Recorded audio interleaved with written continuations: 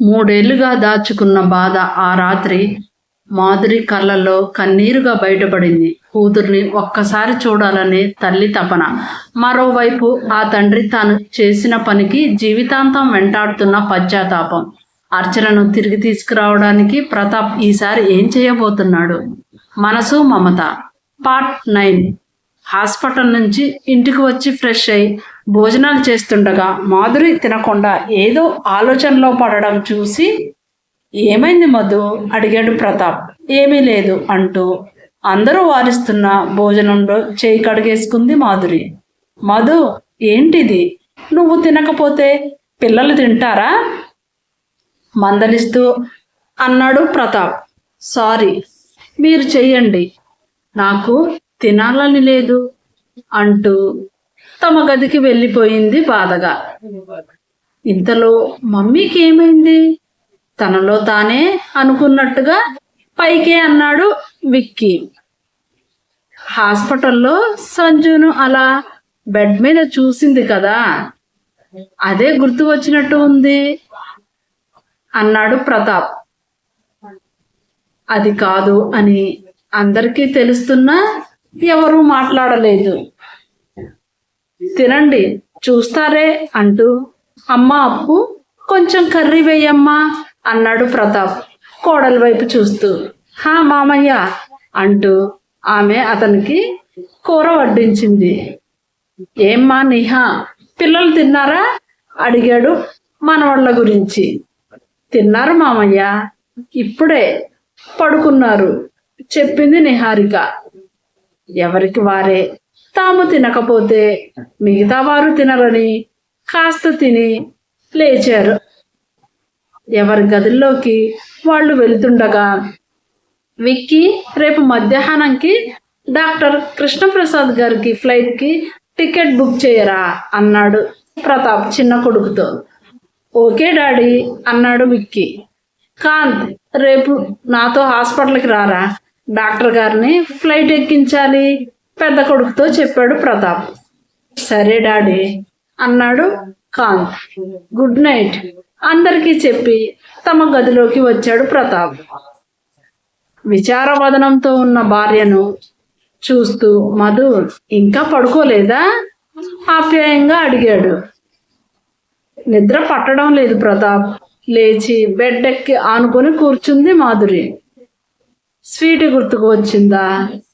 ఆమె తల మీద ప్రేమగా నిమురుతూ అడిగాడు ప్రతాప్. మర్చిపోతే కదా ప్రతాప్ గుర్తు చేసుకోవడానికి. దానికి మన మీద కోపం ఎప్పుడు తగ్గుతుంది? ఎప్పుడు మన దగ్గరికి వస్తుంది? ఎవరూ లేని దానిలా అది ఒంటరిగా పసిదానితో ఒక్కతే పడరాని పాటలు పడుతుంటే తట్టుకోలేకపోతున్నాను. భర్త హృదయంలో తలదాచుకొని ఏడ్చేసింది మాధురి. ఇంత ఆస్తి ఐశ్వర్యం ఇంతమంది అయిన వాళ్ళం ఉండి ఏం లాభం? కొన్ని వేల మంది మన దగ్గర పనిచేస్తుంటే అది ఎవరి దగ్గరో జీతపరాల కోసం పనిచేస్తుంది. ఎంత అపురూపంగా పెంచుకున్నాను. కాలు కింద పెడితే కందిపోతుందేమోనని మన అరచేతుల మీద నడిపించాం కదా ప్రతాప్.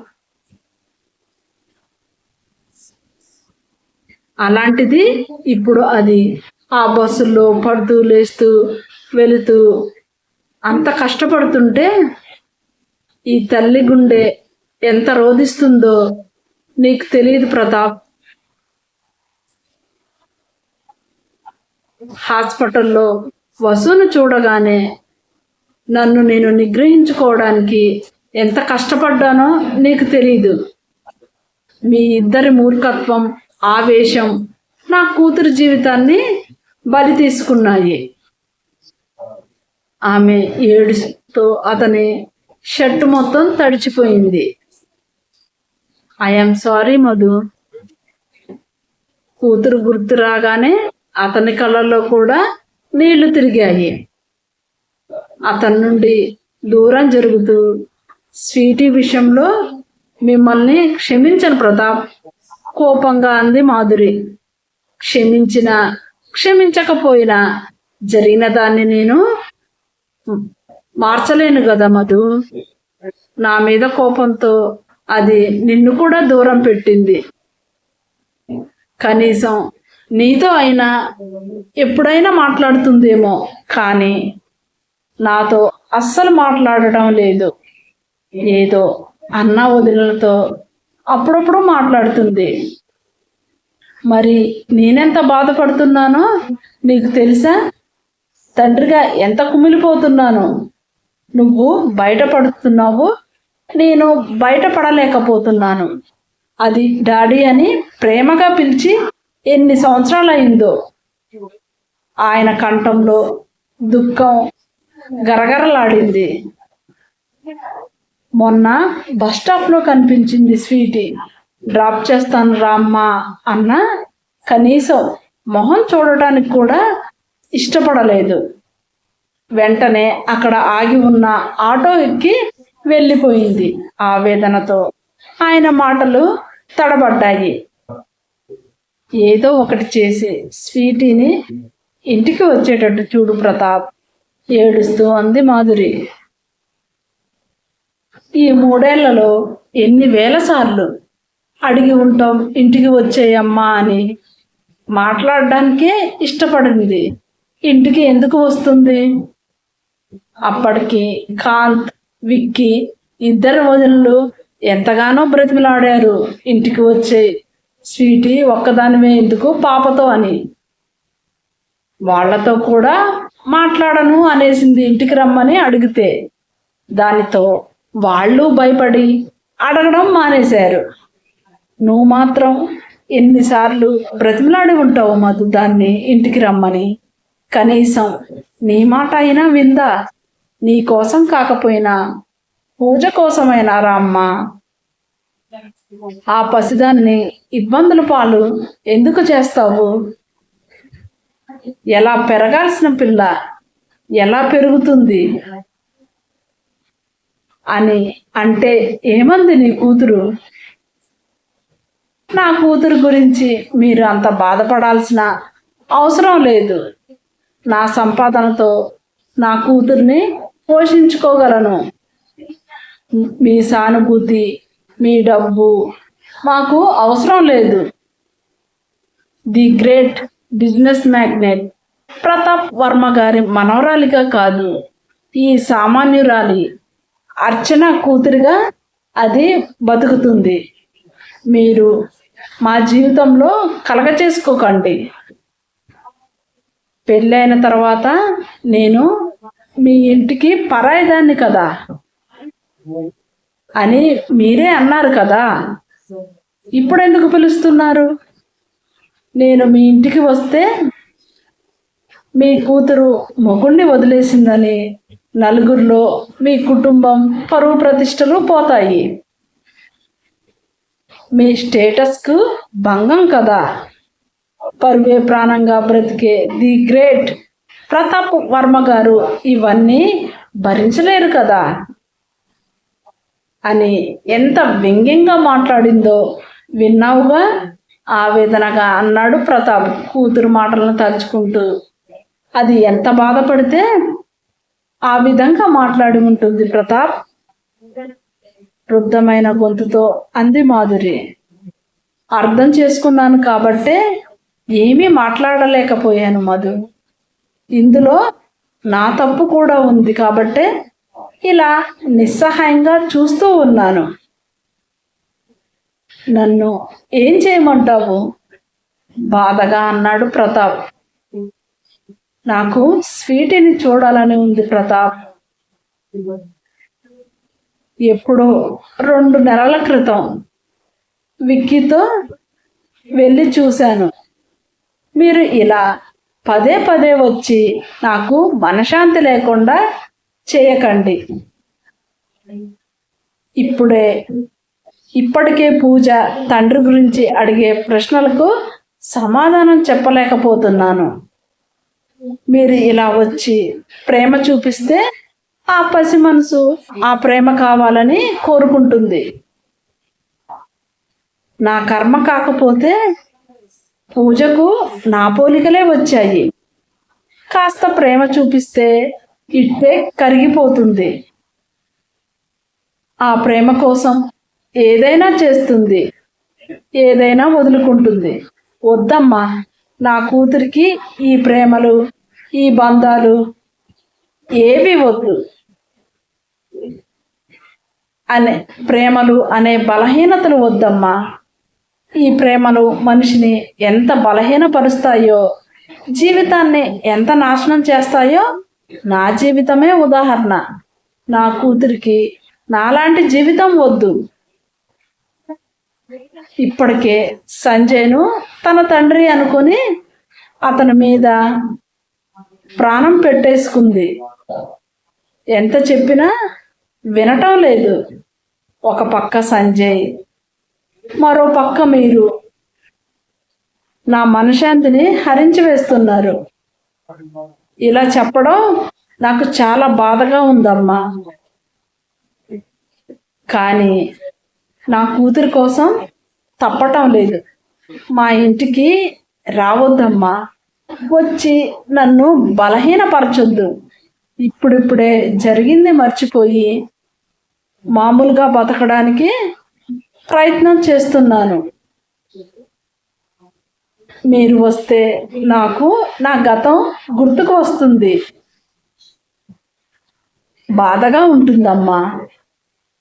ప్లీజ్ నన్ను అర్థం చేసుకోండి.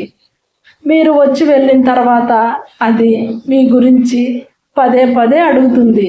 మళ్ళీ ఎప్పుడు వస్తారు అమ్మమ్మ అని ఎదురు చూస్తుంది. వద్దమ్మా, అర్చన ఆవేదనగా అంది. నువ్వు ఇలా ఒంటరిగా ఉంటే మేము భరించగలమా స్వీటీ? అన్ని బంధాలకు దూరంగా పూజను ఎందుకు పెంచడం? నా మాట విని మాతో వచ్చేరా. కళ్ళలో నీళ్లు తిరుగుతుండగా అంది మాధురి కూతురికి నచ్చ చెప్తూ. నాకు పెళ్ళైపోయింది అమ్మా, నేను ఎలా వస్తాను? డాడీ అన్నారు కదమ్మా, పెళ్ళైన ఆడపిల్ల ఏ పండగకో ఏ పబ్బానికో రావాలి కానీ పుట్టింట్లో శాశ్వతంగా ఉండకూడదని. తల్లికి తన బాధ కనిపించకూడదని మొహం పక్కకు తిప్పుకుంది అర్చన. డాడీ ఏ పరిస్థితిలో అలా అన్నారో నీకు తెలుసు కదా స్వీటీ. అదే మనసులో పెట్టుకొని బాధపడుతూ మాకు దూరంగా ఉన్నావా? బాధగా అంది మాధురి. డాడీ అన్న దాంట్లో తప్పేముందమ్మా? నేను బాధపడటానికి ఆయన అన్నది అక్షరాల నిజం. ఎవరు ఎక్కడ ఉండాలో అక్కడ ఉంటేనే గౌరవం. అదే అందరికీ మంచిది. నిన్ను బాధ పెడుతున్నందుకు నన్ను క్షమించమ్మా. అర్చన మాటల్లో అవ్యక్తమైన బాధ ప్రతిఫలించింది. దాని కళ్ళలో బాధ, ఆవేదన చూశాక నేనేమీ మాట్లాడలేకపోయాను ప్రతాప్. నేను వచ్చేస్తుంటే అమ్మమ్మ అంటూ పూజ ఏడుస్తుంటే నాకు అడుగు ముందుకు పడలేదు. అయినా వచ్చేసాను ప్రతాప్. పూజ పైకి ఏడ్చింది. స్వీటీ లోపల ఎంత ఏడ్చిందో తల్లిగా నాకు తెలుసు. ఆమె గొంతు రుద్ధమైంది. వింటున్న ప్రతాప్ గారి కళ్ళల్లో కూడా నీళ్లు పొంగాయి. భార్య చూడకూడదని చటుక్కున కళ్ళు తుడుచుకున్నాడు. మళ్ళీ దాని దగ్గరకు వెళ్ళే ధైర్యం చేయలేకపోయాను ప్రతాప్.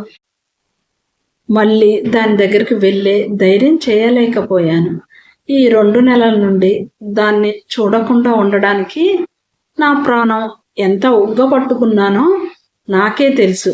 ఇక నా వల్ల కాదు. దూరం నుంచైనా ఒకసారి దాన్ని చూడాలని ఉంది. ఇక ఆమె వల్ల కాక ఏడ్చేసింది. ఊరుకో మధు, పోనీ ఒకసారి ఫోన్ చేయకపోయావా? ఫోన్ చేస్తే తీస్తుందా? నేను చేయగా ఎప్పటికో ఫోన్ తీసి, నేను పూజ బాగున్నాం, మా గురించి బాధపడొద్దు అని కనీసం మాట్లాడే అవకాశం కూడా ఇవ్వకుండా ఫోన్ పెట్టేస్తుంది. బాధగా అంది మాధురి. రేపు మార్నింగ్ వెళ్ళి ఏదోలా చూసి వస్తాను, కళ్ళల్లో నీళ్లు రాలుతుండగా అంది మాధురి. సరే, ఏడవకు.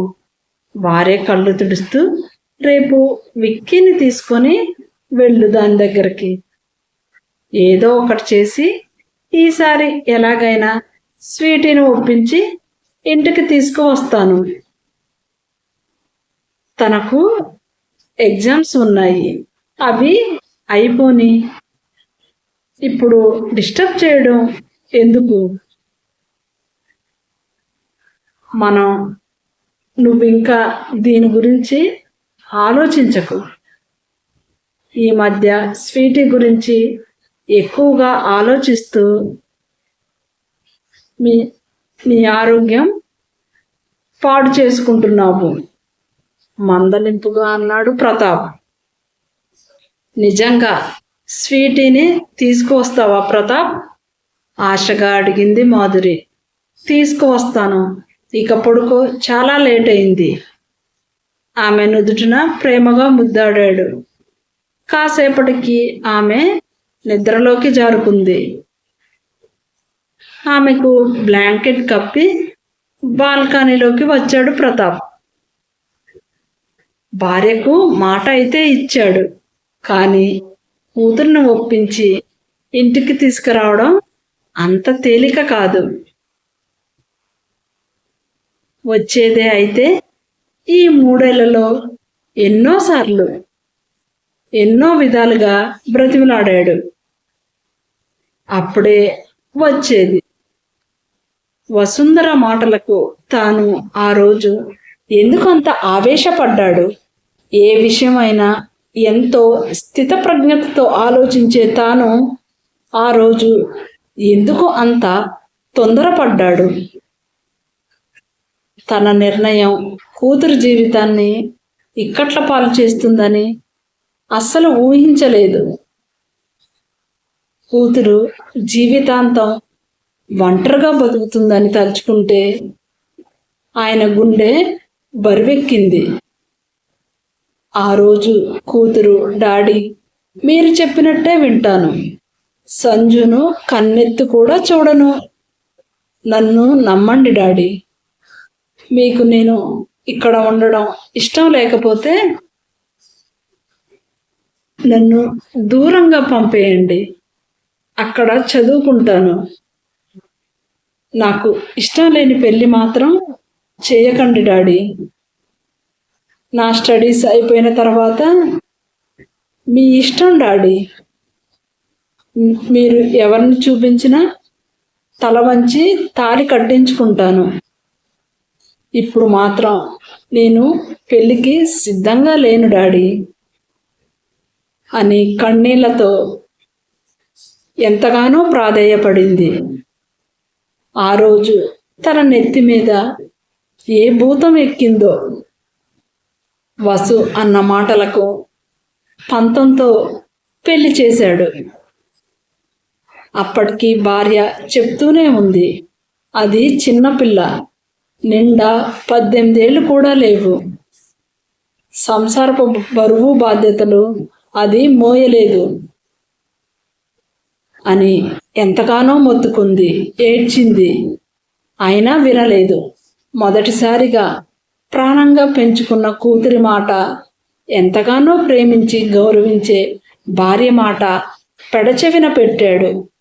ఫలితం 21 ఏళ్ళు నిండకుండానే చేతిలో 3 ఏళ్ల బిడ్డతో ఒంటరిగా మిగిలిపోయింది తన కూతురు. దీనికంతటికీ కారణం తానే. కూతురు జీవితాన్ని తలుచుకొని కుమిలిపోయాడు ప్రతాప్. మర్నాడు ఉదయం లేవగానే మాధురి స్నానం చేసి ఇంట్లో పూజ చేసి రెడీ అయింది. భర్త లేవటంతో కాఫీ ఇచ్చి, నేను విక్కీని తీసుకొని స్వీటీని చూడడానికి వెళ్తున్నాను, నాకు లేట్ అయినా మీరు ఆఫీస్కి వెళ్ళండి, అంది. ఇంత పొద్దున్నేనా? 7 అయింది. తర్వాత వెళ్ళొచ్చులే అన్నాడు ప్రతాప్. గుడికి వెళ్ళి అట్నుంచి వెళ్తాను అంది మాధురి భర్తతో. భార్య ఆరాటం అర్థమై తల ఊపాడు ప్రతాప్. ఇద్దరు కోడళ్ళు అప్పుడే లేచి కిందకు వచ్చారు. చేతిలో పూల సజ్జ చూసి, అత్తయ్య గుడికి వెళ్తున్నారా? ఒక్క 10 నిమిషాలు ఆగండి, మేము వస్తాము అన్నారు ఇద్దరు. వద్దు, పిల్లలను స్కూల్కి పంపించాలిగా, మరోసారి అందరం కలిసి వెళ్దాం. విక్కీ లేచాడా అమ్మా? అప్పు అడిగింది చిన్న కోడల్ని. లేదత్తయ్యా అంది అపురూప. సరే నేను వెళ్తాలే అంది. ఉండండి అత్తయ్య, లేపుతాను అంది అపురూప. కాంత్ లేచాడు. తనను తీసుకువెళ్ళండి అత్తయ్య నిహారిక అంది. కాంత్ మీ మామయ్యతో వెళ్తాడు, నేను డ్రైవ్ చేసుకుంటూ వెళ్తానులే అంది మాధురి. మీరు డ్రైవ్ చేయడం ఎందుకు అత్తయ్య? డ్రైవర్ ఉన్నాడుగా, తనను తీసుకువెళ్ళండి అంది నిహారిక. డ్రైవర్ వద్దు, నేను ఒక్కదాన్నే వెళ్తాను అంది మాధురి. 10 నిమిషాలు వెయిట్ చేయండి అత్తయ్య, నేను విక్కీని పంపిస్తాను. మాధురి వద్దు అని వారిస్తున్నా వినిపించుకోకుండా పైకి వెళ్ళింది అపురూప. అత్తయ్య మీకు కాఫీ ఇమ్మంటారా అడిగింది నేహా. వద్దు నేహా, పిల్లలు లేచారా అడిగింది మాధురి మనవళ్ళ గురించి. ఎక్కడ అత్తయ్య, లేపి లేపి విసుగు వస్తుంది నాకు. స్కూల్ టైంకి లేస్తారు, నన్ను ఉరుకులు పరుగులు పెట్టిస్తారు అంది నిహారిక విసుగ్గా. పోనీలే నిహా, చిన్న పిల్లలు కదా, వాళ్లే తెలుసుకుంటారులే అంది మాధురి. ఇంకా చిన్నపిల్లలు ఏంటి అత్తయ్య? అజ్జుకి 7 ఏళ్ళు, ఆదికి 5 ఏళ్ళు కోపంగా అంది నిహారిక.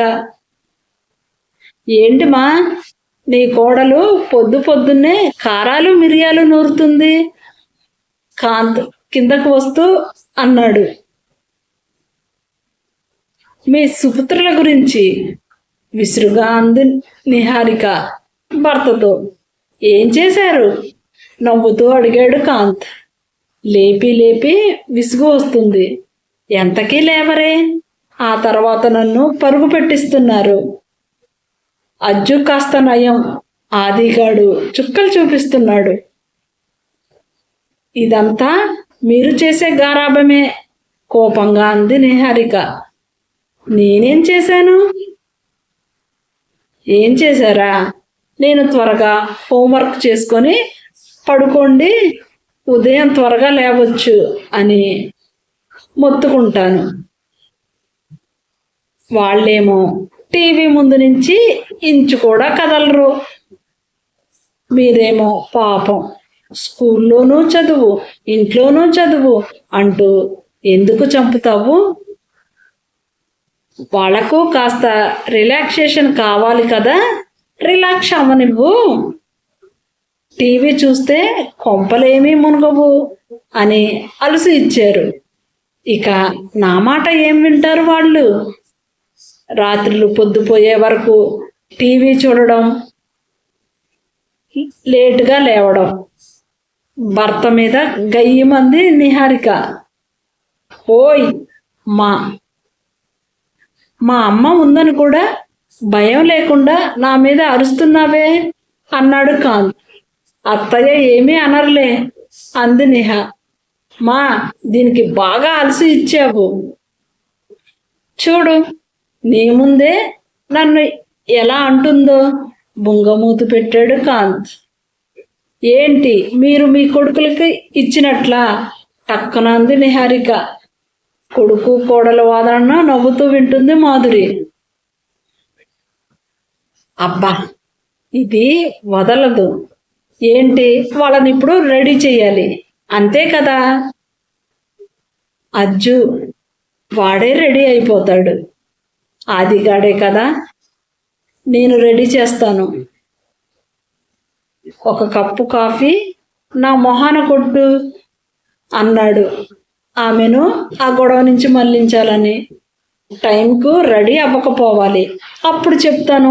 తండ్రి కొడుకుల పని కిచెన్లోకి వెళ్తూ కోపంగా అంది. దీనికి బాగా మండినట్లుంది అంటూ, కాఫీ మొహాన కొట్టమన్నాను కదా అని నిజంగానే నా మొహాన కొట్టేవు.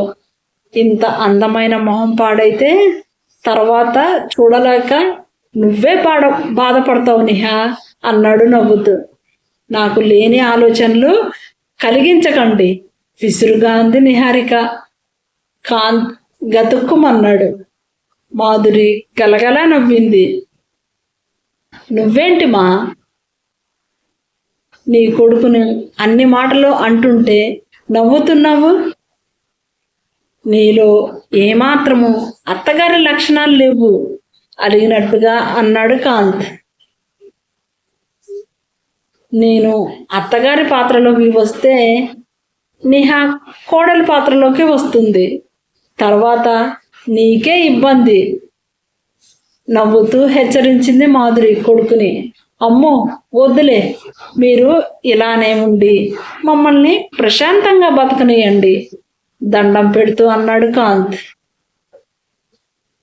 కొడుకు మాటలకు నవ్వేసింది మాధురి. ఇంతలో రెడీ అయ్యి కిందకు వచ్చాడు విక్కీ. ఏంటి మా, నీ చిన్న కొడుకు ఇంత పొద్దున్నే రెడీ అయ్యాడు? ఏం ఘోరాలు జరగబోతున్నాయి? 9 గంటలకు కానీ లేవడుగా అన్నాడు కాంత్ తమ్ముణ్ణి వెక్కిరిస్తూ. పని ఉంటే నేను లేవకుండా ఎప్పుడైనా ఉన్నానా అన్నయ్య? డాడీ, అప్పు, నువ్వు ఎప్పుడు నా నిద్ర మీద పడతారు బొంగమూతి పెట్టాడు విక్కీ. అబ్బో, ఇప్పుడు అంత అర్జెంట్ పని ఏంటో అన్నాడు కాంత్ కాస్త వ్యంగ్యంగా. మమ్మీని గుడికి తీసుకువెళ్ళాలి అన్నాడు విక్కీ. నాకు చెప్తే నేను తీసుకువెళ్ళేవాడినిగా అన్నాడు కాంత్ తల్లి వైపు తిరుగుతూ. మీ డాడీ ఆ డాక్టర్ గారిని ఫ్లైట్ ఎక్కించాలన్నారు కదా, అందుకే అడగలేదురా అంది మాధురి. దానికి ఇంకా టైం ఉందిలేమా అన్నాడు కాంత్.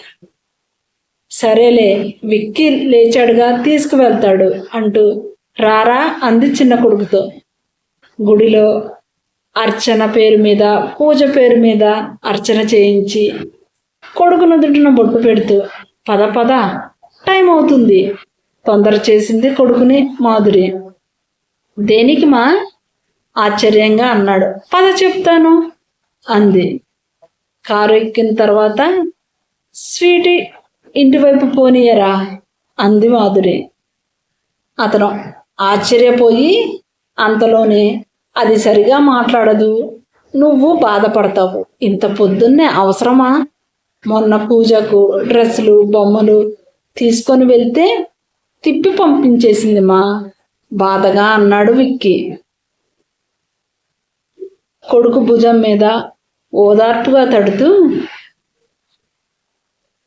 ఇంటికి కాదురా, వీధి చివరి వరకు ఆపు, ఆఫీస్కి వెళ్తుంది కదా, అప్పుడు చూస్తాను.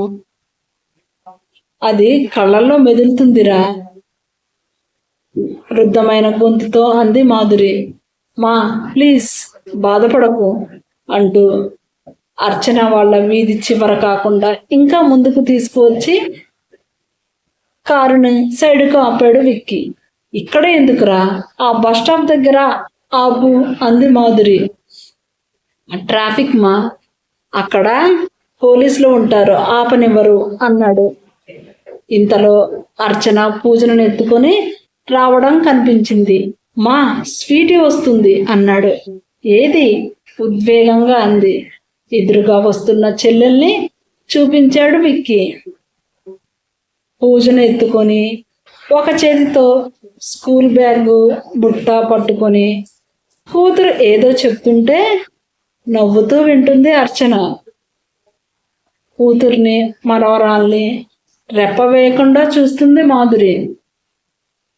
కూతురు ఏం చెప్పిందో పక్కున నవ్వింది అర్చన. అపురూపమైన కాంతితో వెలిగిపోతున్న కూతురు మొహాన్ని తదేకంగా చూస్తుంది మాధురి. తన కూతురికి తన కూతురంటే ఎంత ప్రాణమో తెలుసు. దానికోసం యుద్ధమే చేసింది. ఇప్పుడు కూడా ఎంతో జాగ్రత్తగా పొదివి పట్టుకోవడం, తను చెప్పింది శ్రద్ధగా వినడంలోనే తెలిసిపోతుంది. కూతురు వైపు అపురూపంగా చూస్తున్న అర్చనలో ఒక అపురూపమైన భావన. కూతురు కబుర్లు చెబుతుంటే పక్కన కారు ఉందన్న విషయం కూడా పట్టించుకోకుండా వెళ్ళిపోయింది అర్చన. కొనసాగుతుంది. కూతుర్ని చూసిన మాధురి తన మనసును అదుపులో పెట్టుకోగలుగుతుందా? అర్చన తల్లిని చూస్తుందా? ఆమెతో మాట్లాడుతుందా లేక కోపంతో దూరంగా ఉంచుతుందా? నెక్స్ట్ పార్ట్లో తెలుసుకుందాం. ఈ భాగం మీకు నచ్చినట్టయితే లైక్ చేయండి, షేర్ చేయండి, సబ్స్క్రైబ్ చేయండి. మీ అమూల్యమైన అభిప్రాయాలను కామెంట్ రూపంలో నాకు తెలియజేయండి. ఇంకా ఎవరైనా సబ్స్క్రైబ్ చేయకుండా చూస్తున్నట్లయితే ప్లీజ్ మీరు కూడా సబ్స్క్రైబ్ చేసుకోండి. మీకు తెలిసిన వాళ్ళకు కూడా రికమెండ్ చేయండి. మీరు పెట్టే ఒక చిన్న కామెంట్ మన ఛానల్కి ఎంతగానో ఉపయోగపడుతుంది. యూట్యూబ్ మరింత మందికి రికమెండ్ చేస్తుంది. కాబట్టి శ్రమ అనుకోకుండా మీకు నచ్చిందో లేదో, నచ్చకపోయినా పర్వాలేదు, ఆ విషయం కూడా నాకు తెలియజేస్తే స్క్రిప్ట్ లో నేను మార్పులు చేసుకుంటాను. కాబట్టి శ్రమ అనుకోకుండా ఒక చిన్న కామెంట్ పెట్టి మన ఛానల్ గ్రోత్ లో మీ వంతుగా సహాయం చేయండి. మళ్ళీ నెక్స్ట్ పార్ట్ లో కలుసుకుందాం. అంతవరకు సెలవు. ధన్యవాదములు.